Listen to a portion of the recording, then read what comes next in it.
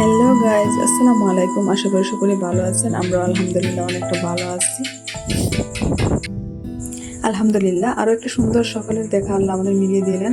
এই সুন্দর সকালে স্নিগ্ধ সময়ে আপনাদের সাথে আছি আমি লিমা। আমাদের চ্যানেলটি এখনো যারা সাবস্ক্রাইব করেননি তারা প্লিজ দয়া করে সাবস্ক্রাইব করে দেবেন। আপনাদের একটা সাবস্ক্রাইবে আমরা অনেক দূর যেতে পারবো। আমরা যারা আমাদের ইনায়াকে পছন্দ করেন বা ভালোবাসেন তারা অবশ্যই চ্যানেলের ভিডিওগুলো দেখে লাইক কমেন্ট শেয়ার করে দেবেন, কারণ আপনাদের একটা শেয়ার আমাদের জন্য অনেক উৎসাহের। কি অদ্ভুত দেখেন তো, এটা কোনো কথা। একটু আগে তারা সেমাই দিছি, সেমাই এক ফুটাও খায় নাই। এই চামচ নিয়ে কি করছে যে গ্লাসের মধ্যে পানি ছিল, এই পানিগুলারে ফালাইছে এবং এই পানিগুলারে মুখ থেকে খাইতেছে, মুখ থেকে তুলে তুলে খাইতেছে। এটাই হচ্ছে তার অভ্যাস এবং তার বেজালে জীবন। আমারও বেজালে রাখে, সেও বেজালে থাকে। এই দিক দিয়ে যখন ভাবলাম যে আজকে ফ্যানটার একটু ক্লিন করব, পরিষ্কার করব, তাই মাসেলে জটপট লাগিয়ে গেলাম। ফ্যানটারে খুললাম, খুললে একটু ক্লিন করলাম, কিন্তু এমন একটা পজিশনে পড়লাম, এই ফ্যানটারে খুললাম এই মহাবারের বিপদে পড়লাম। কারণ ফ্যানটারে আমি লাগাইতে পারতেছিলাম না। শেষ পর্যন্ত বিছানার উপরে গেলাম যাতে এই নাই আমার ডিস্টার্ব না করে বা না ধরে, কিন্তু সে তো এই মুহূর্তে খুবই দান্দাবাজি শুরু করে দিছে আমার স্ক্রুড্রাইভার নেওয়ার জন্য। ফ্যান লাগাইতে দিবে না, সে এখানে মেকানিক দেখাইবে। এত বড় একটা মেকানিক থাকতে আমরা কেন অযথা গ্যারেজে যাই? কোন যাই? কোনো প্রয়োজন আছে গ্যারেজে গিয়ে টাকা খরচ করার?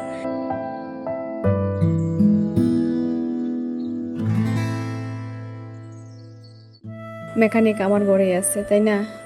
শেষ পর্যন্ত অনেক কষ্ট করলাম, কিন্তু ফ্যানটা আমি লাগাইতে পারলাম না। রাগ করে রাখিয়াই দিলাম, তাক ওরা বয়সে লাগাইবে। আর এদিক দিয়ে দুই বইনে গুলি নিয়া তুমুল ঝগড়া বান্ধে লাইছে। ইনায়া চাইতেছে সব গুলি ফালাইয়ে উলট পালট করতে, আর রাহামনি চাইতেছে যে গুলিগুলা নিয়ে সাবধানে রেখে দিতে, কিন্তু ইনায়া তো দিবে না। মাহের কি হলো, শেষ পর্যন্ত এই গুলিগুলার নিয়ে নিল আর একটু রাগ করে তারপরে স্বাভাবিক হয়ে গেল। এই যে দুই ভাই বোন, তিন ভাই বোন একসাথে ঝগড়া করে। আমার ঘরে এই চলতে থাকে কাণ্ড কারখানা। আমার ঘরে কিছুই ঠিক নেই, আপনারা প্লিজ মাইন্ড করবেন না আমার ভিডিও দেখে। আমার ঘরটা ঠিক এরকমই। আমি আগেই বলেছি যে একদিন হয়তো আমার ঘরটা অনেক সুন্দর হবে, ইনশাল্লাহ আমি সুন্দর করবো।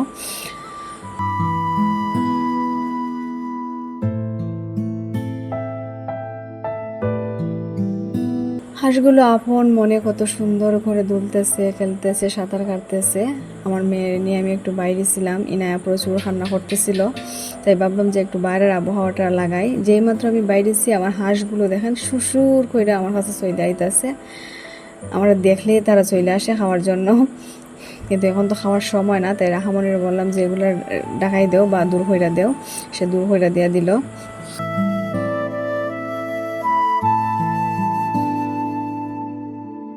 তারপর মামে আবার যথারীতি ঘরে চলে আসলাম, কারণ দুপুরে রান্না করতে হবে। প্রচুর কাজ ঘরে রয়ে গেছে, তারা নিয়ে তো সারাক্ষণ ব্যস্ত থাকলে হবে না, রান্নাও করতে হবে। যতই ব্যস্ততা থাকুক আসলে আমাদের জীবনে রান্না তো করতে হবে। পুরুষ মানুষের আসলে অনেক ছুটি হয়, শুক্রবারে শনিবারে ছুটি পায়, কিন্তু আমরা মেয়েরা যারা কাজ করি সংসারে ভালোবাসা ফিরে যাই, আমাদের কোনো ছুটি নেই। বিনা পয়সার চাকরি আমাদের করতেই হয়। ভালোবেসে সংসারকে ভালোবাসে, বাচ্চা কাছে ভালোবাসে, এগুলো কাজ করতে করতে একদম আসলে অভ্যাস হয়ে যায়।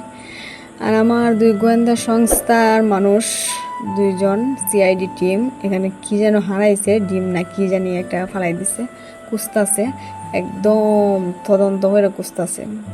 ঠিক আছে,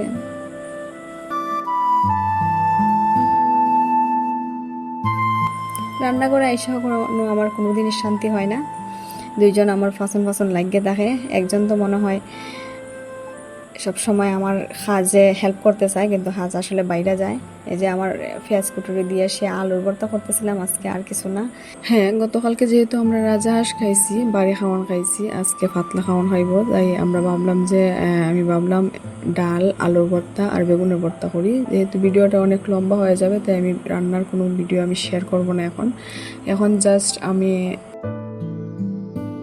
রান্নাটা করে গোসল করবো। এই রান্নার মধ্যে আমি আলুর ভর্তাটা বানাইতেছিলাম, তখন রাহামনি কি করলো যে আমার পেঁয়াজ কুটুরি দিয়া একটা আলু নিয়া এটার ভর্তা বানাইয়া ডুসুম ডুসুম কইরা সে আমার খাইতেছে। ও তার হাতের ভর্তা নাকি খুব মজা হয়েছে। আমারও বলতেছে যে আম্মু খাইয়ে দেখো আমার ভর্তা মজা হয়েছে। আমি বললাম তুমি খাও, আমি একটু পরে খাইতেছি।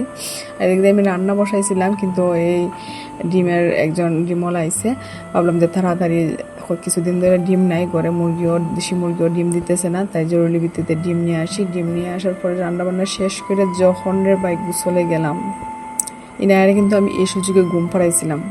ঘুম পাড়ানোর পরে আমি গোসলে গেছিলাম, কিন্তু উনি তো 10 থেকে 15 মিনিট ঘুমায়। আর পানির প্রতি তার ভীষণ আকর্ষণ, যখন ট্যাপ থেকে পানি পড়ার শব্দ পায় তখনই উনি কেমনে যিনি সজাগ হয়ে গেছে বা দ্রুত পালন থেকে নামিয়ে চলে গেছে।